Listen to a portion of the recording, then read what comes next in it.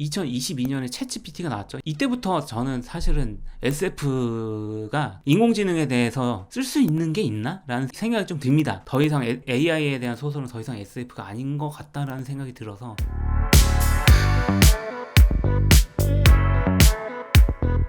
헌지자가 얘기했던 두 번째 책에 대한 얘기죠. 책이 된 남자. 책이 된 남자라는 책은 사실상 한국과학문학상 수상했을 때 그때 쓴 책이고 이번에도 실리게 되었고 시간에 대한 그리고 정보, 기록, 책에 대한 그런 얘기를 풀기 위해서 굉장히 잘 어울리는 얘기라고 제가 생각을 해서 넣었고 물론 이 책을 먼저 쓴 거는 맞지만 엔트로피아라는 얘기 전체에 대해서 이 굉장히 중요한 위치를 차지하고 있다. 왜냐면은 이 책은 정보에 대한 얘기입니다. 제가 전에도 말씀드렸지만 시간과 정보 중에서 정보 엔트로피 시간은 시간 엔트로피 그리고 정보에 대해서 기록과 불확실함 질서와 혼돈 그런 파트를 담당하고 있는 굉장히 중요한 파트이다 그런 말씀을 드리고 싶고 다 이제 요새는 다 GPT로 뽑습니다. 이렇게 라틴어로 제목이 써있죠. 드 모르테 앳 사피엔티아 죽음과 지혜에 대하여 라는 작품에서는 사실은 죽음과 지혜의 책이라고 제가 말씀을 드렸었는데 라틴어로 죽음과 지혜에 대하여 라고 한번 써봤고 그 다음에 1권 2권 합본이라는 얘기죠. 저자 써있고 그리고 엮은 사람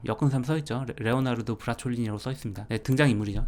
레오나르도 브라촐리니. 요거는 알 라시로고 주인공이 레오나르도 브라촐리니잖아요. 이 브라촐리니라는 이름이 좀 특이하긴 해요. 촐 뭐야? 이 사람이 책 사냥꾼이죠. 책 사냥꾼이라는 이름으로 일컬어지는데 이 사람의 얘기가 이런 거죠. 우리의 지혜는 언어적인 생각이라 해도 실제로는 수와 계산으로 이루어져 있다. 완전 딥러닝이죠. 계산하면서 거쳐갈 헤아릴 수 없는 숫자 더하고 빼고 곱하고 나누고 방정식, 대수학, 알고리즘, 알제브라, 뭐 시그넘의 수, 종이, 잉크 이런 것들이 사실은 인간의 생각이다. 레오나르도 브라촐리니라는 그 등장인물의 대사를 통해서 그런 얘기를 하고 싶었고 레오나르도 브라촐리니라는 사람의 어떤 모델입니다. 포지오 브라촐리니 실제 있는 인물이에요. 이 사람이 실제로 인문주의자이면서 책 사냥꾼이라고 불려지던 사람이고요. 이 사람은 이탈리아의 초기 르네상스 사실은 그러니까 인문주의자 휴머니스트라는 단어 자체가 여기서 나온 거라고 합니다. 왜냐면은 인문주의라는 것은 중세 시절에 어떤 그런 거 그 신적인 거 종교적인 거 그런 걸 타파해서 고대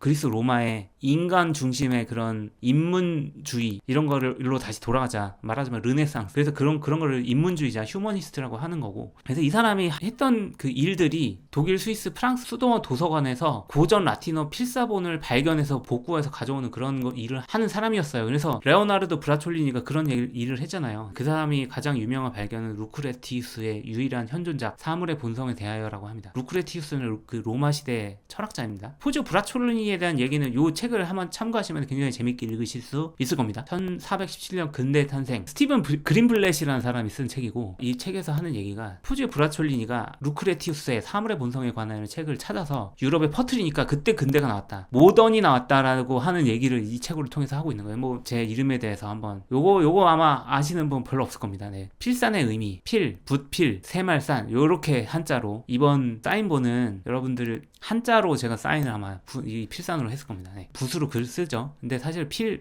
하면은 사실 문과적인 의미도 강해요. 계산하다 하면 또 우리 이과 아니겠습니까? 계산하다. 글자, 숫자, 문과, 이과. 그래서 김필산. 네, 문이과 통합이 이제 김필산이다. 뭐 책이 된 남자는 요런 책에 영향을 받았습니다. 제가 커넥텀 뇌의 지도라는 책인데 저자가 승현준이라는 사람인데 사실 세바스찬 승이라고 많이 표현을 합니다. 한국계 미국인이라서. 근데 이 세바스찬 승이 커넥텀 책도 썼는데 능력자신 게 삼성 리서치 부사장까지 오르셔가지고 삼성에서 굉장히 많은 일을 하다가 지금은 아마 퇴사하셨던 걸로 알고 있습니다. 네, 퇴사하셨고 커넥텀 뇌 지도에 대한 얘기는 이런 겁니다. 예쁜 꼬마 선충이라는 벌레가 있어요. 단면을 다 쪼개서 뉴런 연결을 다 스캔해가지고 3D 입체 모형을 만드는 그런 프로젝트가 있었습니다. 예전에 그런 요 프로젝트에서 말하자면 그 신경의 지도, 신경 지도를 커넥텀이라고 표현을 했어요. 그래서 이 예쁜 꼬마 선충의 커넥텀은 거의 100% 스캔이 된 거고 최근에 이게 2024년 연구인데 성균관대에서 초파리 뇌를 커넥텀으로 다 스캔해가지고 시뮬레이션 했다는 연구가 진행이 됐더라고요. 그래서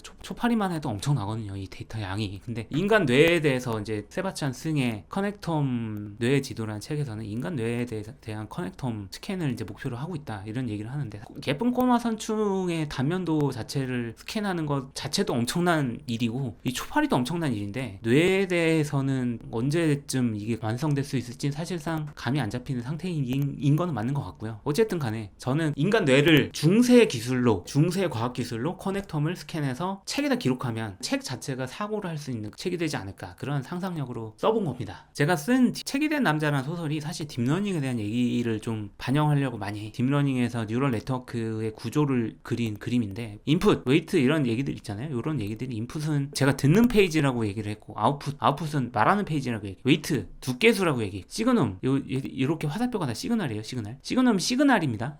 이게 다툼 하니까 이게 뭐 다퉜냐 뭐 그런 얘기가 아니고 데이터의 단수형의 다툼이라고 합니다. 라틴어로. 저도 그때 쓰면서 알았어. 이게 알고리즘 아니면은 알콰리즘이라고 하는 이 대수학을 만든 이슬람 수학자, 그 사람의 이름을 알고리즘이 장이라고 하는 그런 표현을 막 쓰면서 그 딥러닝에 대한 어떤 이론을 좀 반영하려고 노력을 했고, 2012년에 붐이 일었어요. 그로스 오브 딥러닝이 있었고, 왜냐면 그때 그 개 고양이 판별하는 이미지 대회, 머신러닝 대회에서 1등한 적이 있거든요. 엄청난 성과를 거두면서 1등을 했는데, 그 전에도 사실은 딥러닝 이라는 방법론이 뉴럴 네트워크라는 머신러닝 방법론으로 계속 이어져 내려오고 있었는데, 그때 이제 2012년에 사람들이 그때부터 딥러닝에 대해서 좀 알게 됐고, 이 딥러닝이라는 게 10년 동안 무지막지하게 발전을 해가지고 2022년에 챗GPT가 나왔죠. 이때부터 저는 사실은 SF가 인공지능에 대해서 쓸 수 있는 게 있나? 라는 생각이 좀 듭니다. 더 이상 AI에 대한 소설은 더 이상 SF가 아닌 것 같다라는 생각이 들어서, 저는 지금도 사실 AI에 대한 소설을 쓰고 싶지만 그냥 망설여지는 그런 게 있어요. 사실은 제가 책이 된 남자를 제5회 한국과학 문학상에 이때쯤 수상을 했는데, 아마 제가 딥러닝에 대한 SF를 쓸 수 있는 구간 안에서 이렇게 써가지고 굉장히 잘 된 거 아닌가라는 생각이 들고, 우리는 이제 시간과 정보에 대해서 얘기를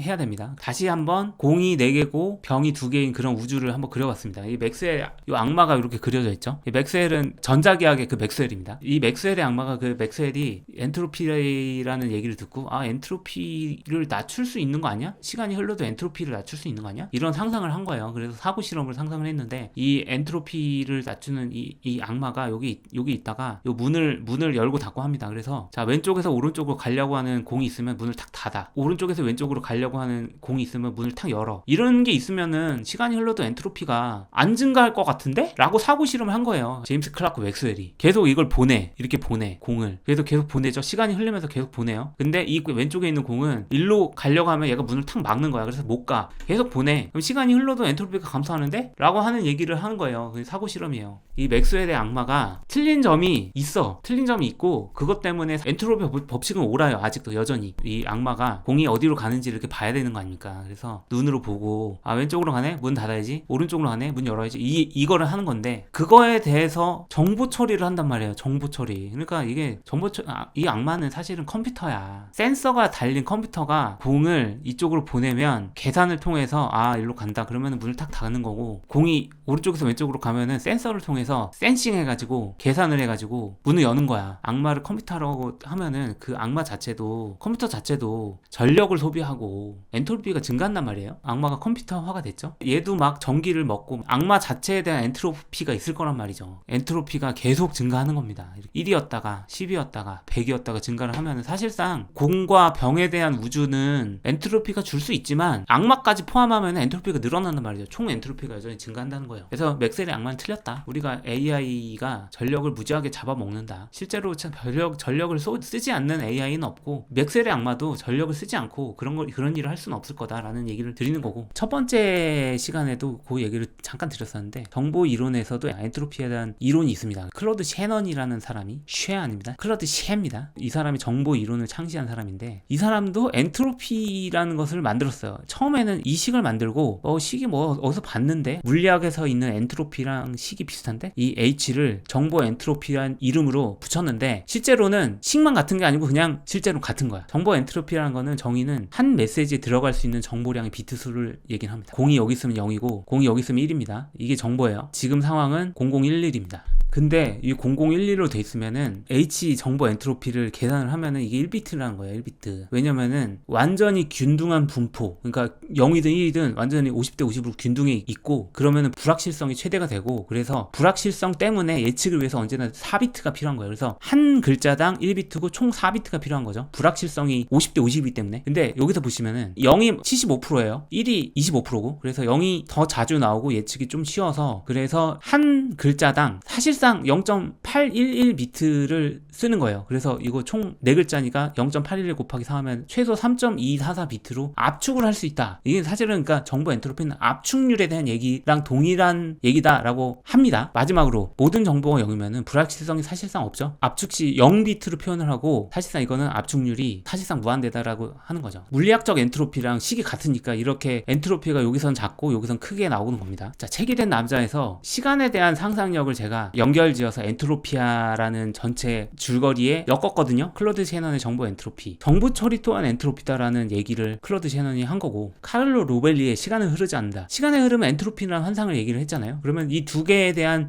이론을 짬뽕해가지고 SF적인 상상력으로 풀어본 겁니다. 정보 처리를 하는 주체, 인간은 시간의 흐름을 느끼면서 엔트로피를 증가시키는 거잖아요. 그러니까 사실상 우리가 시간의 흐름을 막 이렇게 느낀다는 그 정보 처리 자체가 엔트로피를 증가시키게 하는 거고, 인간이 아닌 AI의 경우는 사실상 정보 처리를 걔도 막 하면서 전력을 막 쓸 텐데, 정보 처리를 멈추면, 우리가 전력을 끊으면 AI는 시간의 흐름을 느낄 수 없는 거 아닌가? 그런 생각을 좀 했습니다. 책이 된 남자에서도 레오나르도 브라촐리니가 계산을 막 하잖아요. 그러니까 계산을 막 해야지 그 책 안에 있는 남자가 생각을 할 수 있는 거고, 계산을 그만둬, 오늘은 좀 쉬자, 그러면 걔는 생각을 할 수 없는 거죠. 네메시우스는 책이라는 감옥에 갇혀 시간이 흐른 줄도 몰랐다. 레오가 계산하지 않는다면 책의 시간은 단 한 톨도 흐르지 않을 것이다. 이렇게 설명을 하죠. 그래서 여기까지 오늘도 엔트로피아의 두 번째 얘기에 대한 얘기를 드렸고, 다음 시간에 마지막으로 저의 그 엔트로피아 마지막 세 번째 책에 대한 얘기, 두서울 전쟁에 대한 얘기를 좀 풀어볼까 합니다. 네, 감사합니다.